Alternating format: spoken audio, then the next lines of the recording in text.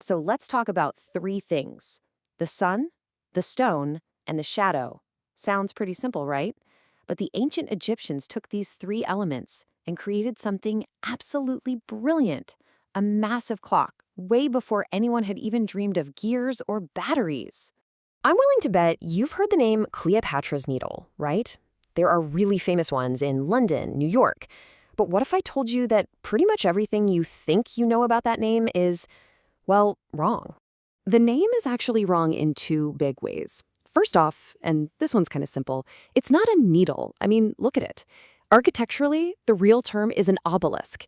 And that's not just a fancy word, it's a specific kind of monument with a very important purpose, which we're going to get to in just a sec.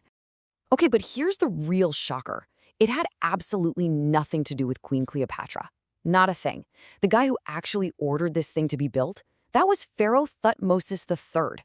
And he was ruling Egypt more than 1,400 years before Cleopatra was even born. I mean, that is a huge historical mix-up.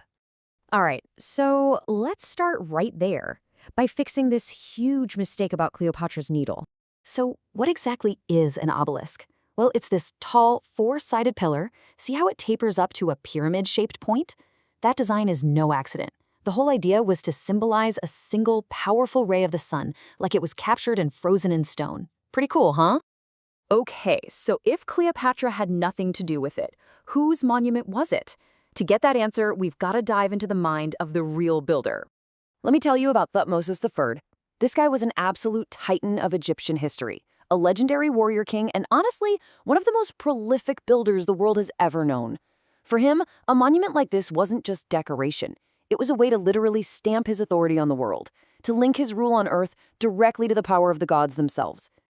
And you know what? He picked the perfect spot for it. He had it put up in a place called Heliopolis, which literally translates to the city of the sun. This was the religious epicenter for sun worship in all of Egypt. Seriously, if you wanted to build something to honor the sun, there was no better place on earth. But here's where it gets even cooler. This massive stone monument didn't just honor the sun, it actually put the sun to work. It was, believe it or not, a giant clock. A clock made entirely of shadow. The system is just so simple and elegant. Think about it. As the sun moves across the sky, the obelisk's shadow moves right along with it. In the morning, the shadow is super long. At high noon, it's at its absolute shortest.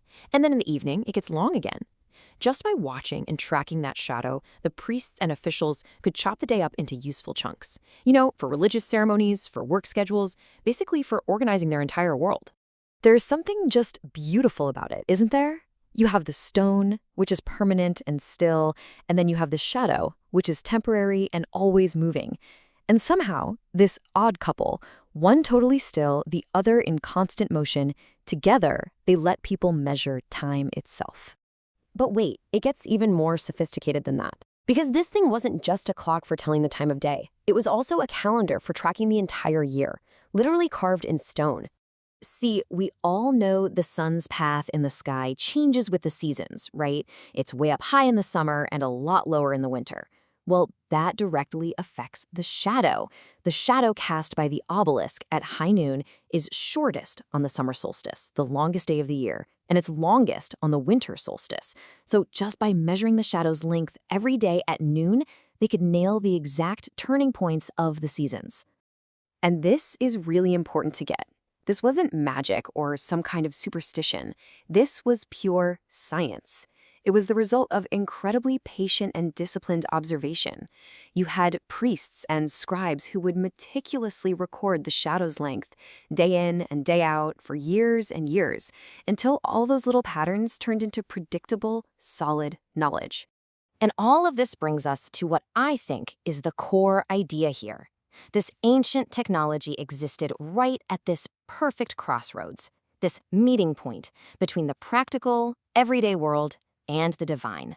Think about our world today. We tend to draw this really sharp line between science and religion, right? They're often in totally separate boxes. But for the ancient Egyptians, no way. Those two things were deeply, fundamentally connected. Watching the sun wasn't just about figuring out if it was time for lunch. It was about understanding the very fabric of the cosmos, the divine order of the universe. I love this quote because it just sums it all up perfectly. The obelisk stood at the crossroads of belief, power, and knowledge. Think about that. It was a religious monument to a god. It was a political symbol of a pharaoh's might. And it was a scientific tool for understanding the world. Belief, power, and knowledge, all wrapped up in one single magnificent piece of stone.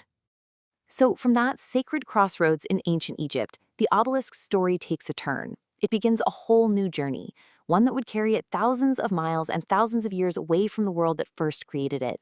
For thousands of years, it stood there in the city of the sun. It wasn't just a statue, it was a living, breathing part of the landscape, part of their science and their religion. Then, fast forward to the 19th century, it gets packed up and shipped off to places like New York or London. And today, what do we see it as? A historical artifact. Something cool to look at in a park. But it's almost completely disconnected from its original dynamic job as a clock, a calendar, and a sacred link to the sun.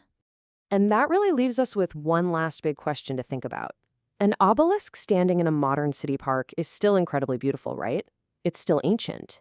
But when we pluck a monument like this out of its home, out of the context it was built for, away from the specific sun and shadow it was designed to read, how much of its real story are we missing? What vital part gets lost in translation?